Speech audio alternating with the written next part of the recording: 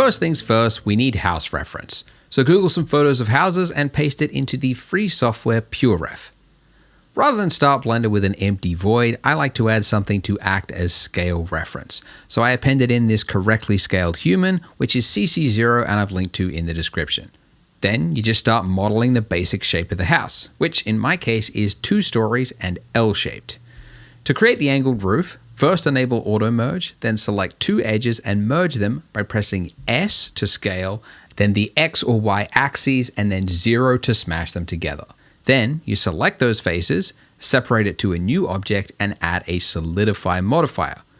Then to create the eaves, you select the outside edges, then double tap G to loop slide, and then press C to disable clamping, which will let you drag it past the point it started while retaining the edge. Now for the clapboard siding. While you could use a texture with displacement for that, it'll look way sharper and way more optimized if it's modeled. So we're going to select the bottom edge of the house, duplicate it, move it to its own object, extrude it upwards, and then recalculate the normals to clear any mesh problems.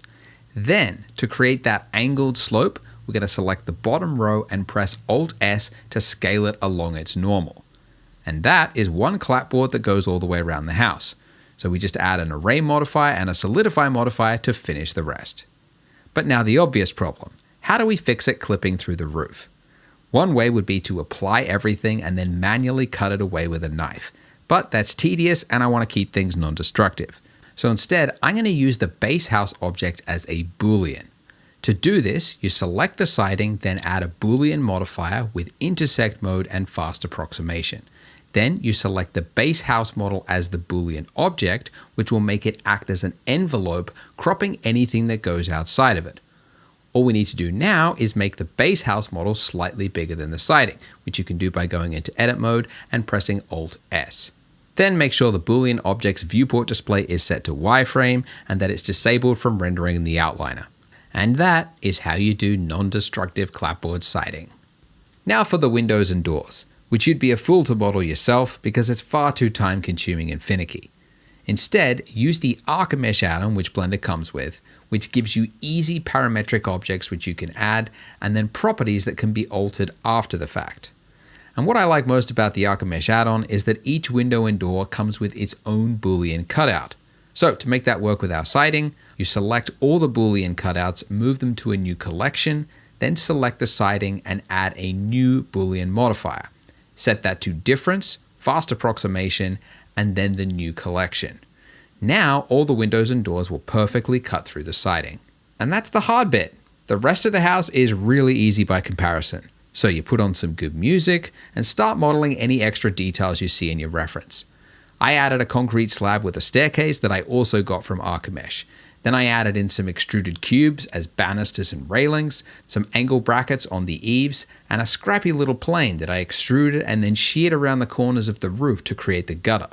I also duplicated a board and then resized and rotated it to create trimmings around the windows and doors. And of course, add a bevel to everything since that helps catch the light and makes it look more realistic in your renders. Once you've finished modeling, high five yourself, grab a water, and then get ready to mess this thing up. For this next part, you'll need some good reference of abandoned buildings. Now you can source it for free from places like the Abandoned Porn subreddit, but I recommend going paid if you can afford it, like this pack that I found from PhotoBash. Not only will you get multiple angles of the same subject, but most importantly, it'll be high resolution, so you can zoom right in to see the details. Then copy and paste everything of relevance to your ever-expanding PureRef board. Here's a few tricks I've learned to make houses look old. Number 1. Old houses are lumpy. You can create this effect by first adding multiple cuts along each plank to create squares. Then apply the array modifier and add a displacement modifier first in the stack. Then for the displacement texture, use a cloud texture at low strength, adjusting the size of the cloud till it matches the board warping from the reference. And you can do the same to the roof and the concrete. Just keep the strength low unless you want a house that looks like it's from Dr. Seuss. Number 2. Siding usually has discrete cuts which become more pronounced and more sloppy with age.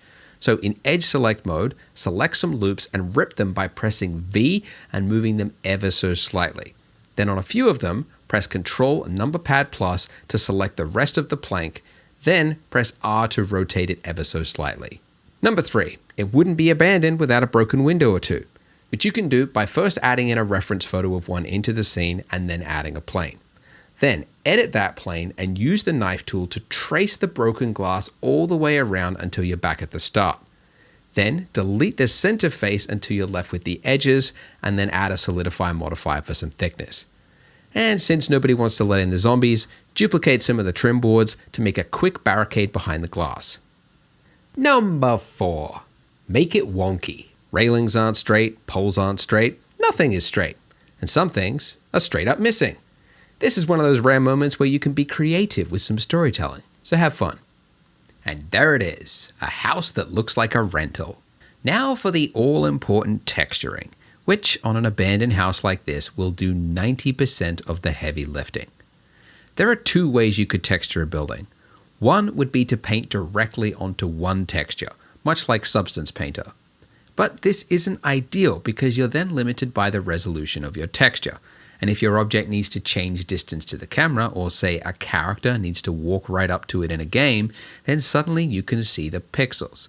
And even with an insanely large 8K texture map, a building like this will still look blurry. So the best method for texturing buildings is one that games have been using for years: painted masks with tiled textures. Tiled textures are great because they create free resolution. You can use a small texture, tile it a bunch, and it looks sharp even if you walk right up to it. And here you can see a side-by-side comparison of an 8K painted texture versus a 2K tiled texture. The tiled texture is not only sharper, but because it's smaller in resolution, it uses 14 times less memory. But tiled textures also look really, really boring. So if you load in a second tiled texture and then paint a mask to reveal different parts of each texture, you create something far more interesting. And if you do fancy stuff with the shaders, you can even make the blending look good. But you know what's better than blending 2 texture sets? Blending 5. Rather than paint onto one black and white image, what games do instead is use the red, green, and blue channels as 3 independent masks. So your red paint becomes the blend between textures 1 and 2, green blends in a 3rd texture, blue blends a 4th, and if you paint it into the alpha channel, you can even blend in a 5th texture. The resulting mask looks like hell, but when you separate the channels and put it through a shader, magic occurs. And this is how video games create cities that look realistic from afar, but still sharp up close. A key ingredient to this workflow is finding a set of textures that work well together, and it's why game studios will typically make their own, as they can ensure that they work cohesively together. So I've got the next best thing. It's Polygon. We spoke with some texture artists in the game industry to create a set of painted wood for this exact workflow. It's 5 texture sets in 5 stages of wear: paint only, slight chipping, heavy chipping, almost raw, and raw. Extra attention was given to the chipping to ensure that it peels in relation to the wood grain, as this happens in real life. And because the set is seamless and doesn't contain any panels or wood breaks, it can be used for everything from house siding to cabinetry. And while it comes as white, it comes with an ID mask, so you could change the color to anything you wanted. For our house, we're going to pick these 3: the fully painted stage 0 texture, the half painted stage 2 texture, and the raw wood stage 4 texture. And unless you're planning to put the camera closer than 1 meter to the wall, 2K is really all you need. Remember that every time you double the texture size, you are going to quadruple the memory at render. So while it's tempting to go big, keep it light, and not only will it render faster, but you'll be able to paint with less lag. Each of the texture sets come with a full set of PBR maps, which is good, but it's going to be really tedious if you had to load in all of the texture maps for 3 materials. So, to make it easier, there's the Polygon Material Converter add-on, which you're going to download in the link below. This will import and set up the materials for you with one click. You just install the zip, then go to your material panel and you'll see the add-on appearing there. And then this empty field at the top here is where you're going to point to the folder location of your unzipped Polygon files. Then you'll see all the materials appear beneath it. And with one click, it will load in all the maps for you with the correct normals and inverted gloss and apply it to the selected material. So we're going to do it for all 3 materials, but we're actually going to create a separate new material for our siding and add those materials to it. So to do this, go to the node editor and press Shift A to add, and then under group, you'll see that the add-on has created a new node group for each material, which is basically just all the maps neatly loaded into one box, which makes it really easy to combine. Now, something you might not have ever wondered before is, how do you actually combine multiple sets of PBR maps together? It's easy if you've got 2 textures, but what about 8? What about 12? Well, that would be a tedious process too, if the add-on didn't also give you this other node group, the PBR mixer, which does exactly this. It simply combines 2 sets of PBR maps into one with a simple factor input at the top. You'll see this group appear in your backend anytime you add a material using the add-on. So we just need to connect them now. You're going to put the cleanest material into the top input, which in this case is the Stage 0 solid paint version. Then we're going to put the heavily worn version, in this case Stage 4 raw wood, into the bottom. The chip paint version, leave that aside, we'll use that later. Then you take the outputs from that and plug it into the principled shader. And we won't see this on the mesh until we UV unwrap it, which is really easy to do. It's just Smart UV Project, and then in the UV image editor, just make sure you rotate all the planks so that they're horizontal, and it should be fine. Then just add texture coordinate and mapping nodes to change the scale to whatever looks correct on the house. You should now see that if you change the factor value from 0 to 1, you're correctly blending between each texture set, which means that just like the Mix RGB node, if we plugged a hand-painted texture map into that factor input, we would control where each texture set is displayed. So let's do that. Add an image texture node and press New. And since this is just a mask, 2K should be more than enough resolution. And since we aren't rendering color, we want to set the color space to non-color data and then connect this node to the factor input. Now, if we were to paint white, you'd see that it's working. What is black is one texture and what is white is another. But if you remember from before, we want to paint into the red, green, and blue channels separately and then use those channels to blend between different texture sets. So to do that, we want to add a separate RGB node. Then take only the red channel and plug that into the factor input. Then if you paint with not white but a completely red color, it will then paint only into the red channel and leaving the other 2 alone, which means this now functions exactly like that black and white mask, yet you still have these 2 other channels here to blend between 2 other texture sets, or use it for any other hand-painted effects that you want in your material setup. So if you started painting with this, you'd probably notice that while it works, it's pretty hard to create anything that looks realistic, because the soft, gradual fading paint into wood is not how real paint peels. Real paint peeling is binary. It's either paint or it's either wood. It's not really anything in between. So normally the solution to this would be to just get fancy with the brushes. But remember that we're now painting into this low-res texture mask. And just like before, if you wanted this to look sharp, you would have to increase the resolution to something crazy like 8K. So what to do? Well, the answer is one that might surprise you, and a trick that I'm honestly surprised worked as well as it does, which I'm going to share right after talking about Polygon. Whether you're making an interior, a building exterior, or a nature scene, Polygon has a range of textures, models, and HDRs for rapid scene building. Your render will only look as good as the quality of your assets, which is why customers like Oscar Woinski trust Polygon to help them create jaw-dropping environments. Click the link in the description to get access to a range of free textures that you can start using in your work today.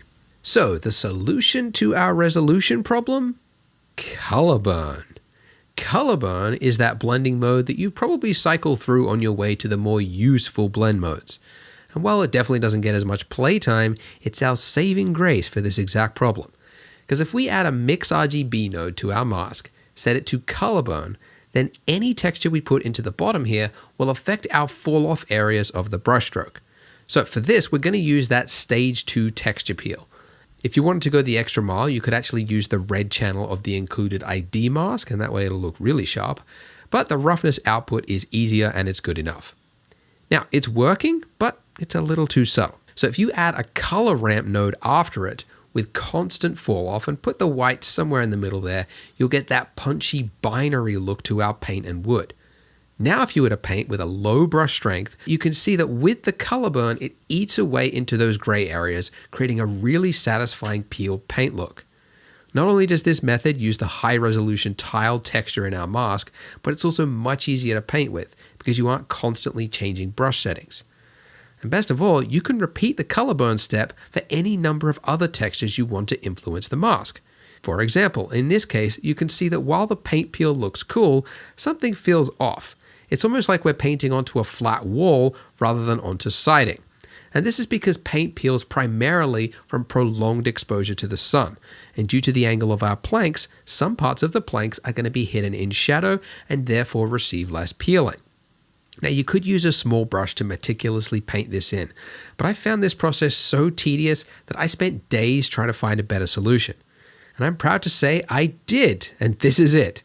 If you select the bottom edge loop of each plank, then go into vertex paint mode, then firstly invert it so it's black, then press vertex select mode so that you're only painting onto what we just selected, then press fill, it'll put this white fill only on those vertices we selected and create this gradient effect from the top of the plank down to the bottom. So if you now go back to the shader, duplicate that Mix RGB color burn effect, then add in a vertex color node set to the vertex paint that we just created, now the lighter parts of that gradient will have more weight than the darker parts. And now our painting process is not only easier, but much more realistic. You get to use these big, simple brushstrokes that automatically create detail in the right areas as you go. To complete our paint peeling effect, just add a bump node in between the final normal map, then connect our mask output to it through an invert node. Then you'll have bump on the paint so it actually looks layered on top. Our peel paint shader is now complete, and we could start painting now, but actually it'd be easier if we just finish the shader to include the green and blue channel painting and then start. So essentially, these channels give you options. They can be whatever you want them to be. Like maybe the story of your house is that it went through a fire, so you might want one of those channels to control a burn blackening of the color map. Or maybe you want to create a mismatched paint color touch-up job, which is so common for old houses. Or maybe the roof is so damaged that it's leaking blackened water down the side of the building. So really just look at your reference and decide what extra details you need. For this scene, the house is in a wet Seattle environment, so I want one of the channels to paint moss. So I downloaded this moss texture from Polygon, used the add-on to bring it in like before, and then set the correct scale. I added it to the rest of the material by adding another PBR mixer after the wood and then connecting the factor input of that to the green channel. Then I duplicated one of those color burn mix nodes and then used the moss texture itself to drive it. Then finally I fed it through a color ramp for extra contrast. And unlike the peel paint, moss is actually more likely to grow in the shadows. So I used another color burn driven by an invert of the vertex colors. But if you ever find that color burn is a little too strong of a blend mode, like in this case, overlay is a nice substitute that's a little smoother. Then for the blue channel, I wanted to create a wet mask to paint water leaking down the building. So I started by taking the blue channel and then putting it through a color ramp to boost its contrast. Then I put that into the factor value of a Mix RGB node set to multiply. Then I put the final color map into the top, and then that value at the bottom there drives how dark the wetness is. That's only influencing the color map though, so I then duplicated that Mix RGB node and made it impact the roughness as well. And now the darker this value is, the sharper the reflection will be. And it creates quite a nice effect. And this is the final shader that we will now use for the painting. It is a lot of nodes, which I'm sure is overwhelming if you are new at texturing, but there's no vector math in here or complex equations to figure out. It's basically just taking channels and then using it to change different parts of the material. So, with the hard part done, we can now be creative. You'll paint by swapping the fully red, green, or blue paint, but if it's set to the default blend mode of mix, then painting any new color will override the previous. So what you actually want is add, which allows the color to be added on top of other colors. And to remove the paint of that color, surprise, surprise, it's subtract. You want to paint in material preview mode, but by default there will probably be some lag. So there's two things you can do to improve it. One is to set the EV viewport to only show the diffuse color, so it's not trying to render bump and gloss and everything else while you're painting. And the second big thing is to disable the solidify modifier in the viewport, which will remove half the vertices and only paint on the front face of the mesh. And then your painting should basically be in real time. And while not necessary, if you have a graphics tablet, you will get faster results in less time. No question about it. Because of a little thing called pen pressure. Clicking your mouse is a binary on and off action, but using a stylus means that you're able to alter the intensity of each stroke. Now, I have a Cintiq, which is nice if you can afford it, but honestly, any tablet will be better than a mouse. For years, I used a Wacom Bamboo, which was like $100 even back then new, and it was 100 times better than a mouse. So if you browse eBay or Facebook Marketplace today, you'll be able to find secondhand tablets that are cheaper than a mouse. To prepare for this tutorial, I probably textured the house 10 different times, and each time was better than the last. So I definitely recommend playing around first, just to familiarize yourself with how it works, and then start again by filling the texture with black. So let's talk results. Poor texturing is almost always the result of playing it by ear. You don't want to just paint what looks cool. Look at your reference and try to understand it. For example, paint on a house doesn't just peel randomly. It peels according to sun exposure and moisture. So one side of the house should have more peeling than the rest, and there should be little to no peel paint under the eaves. Also, moisture will typically occur around windows, doors, and the corners of buildings because that's where watertight sealant is most likely to fail. These are two little things, but they'll make a big difference to the believability of your texturing. Moss will appear where it's dark and wet, so wherever water might splash or pool on the floor is a good place to put it, and I also like putting some under the windows so it looks like the water leaked from the sill above it. And leaks are more likely to appear beneath structural damage, but honestly it can appear everywhere. I replayed the Seattle scenes from The Last of Us while working on this, and I realized that almost every building had a leak texture. But it still looked plausible because of course rain can go sideways and hit the side of the house.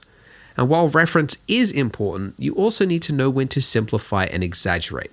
If you compare game texturing to real-life reference, you're immediately struck by how much more detail is in real photos. But this is deliberate to make it more readable. My first texturing attempt looked straight up noisy because I tried to add all the detail from a photo and it was just too much for the eye to understand. So simplify and exaggerate. Create some big sections of peeled paint, then some medium-sized sections, and a few smaller details here and there.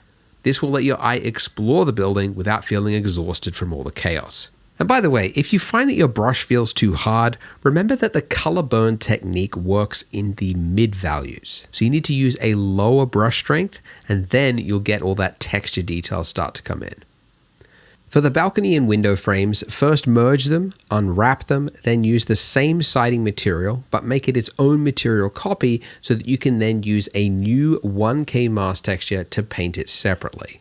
For the house foundation, I used this brick texture for all the sides, desaturated it and darkened it, and then this concrete texture for the top. We want the same moss leaks from the siding, but copying all those nodes across would be tedious. So instead, just group the moss and the leaks into a node group, then add that node group to the new material and it'll be much easier to add in. Then create a brand new 1K mask texture and do the painting just like before. Moss at the bottom, leaks from the top. Then for the roof, I used this new texture set from Polygon, which just like the siding was designed to go together. I used only the clean and fully mossy versions, which I blended between with the red channel. And for the green channel, I used that to blend in this photo scanned leaf flooring. If you use a tiny brush with some jittering, you can then paint in the appearance of smaller leaves scattered around the roof. And I actually found this pretty fun to paint with. You make the leaves gather where they logically would, like down the ridges, around the gutters, and then you paint the moss texture underneath that. Then to make the roof appear less flat, you want to use displacement. So take the displacement output, put it through a displacement node, then turn on true displacement for the material. Then last in your modifier stack, add a subsurf modifier with adaptive, and the leaves will then pop off the roof. And a final optional step is adding ivy.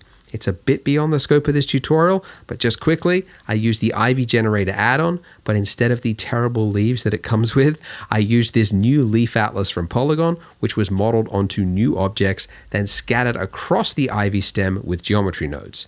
It's a bit of extra work, but it does look good, so if you want to copy the nodes, here they are. And we did it! The rest of the scene is up to you, but in this case, this Seattle Last of Us inspired scene, it was trees, plants, a hydrant, rubbish. They were all collected from various asset libraries and then used as set dressing across the scene to create the final animation.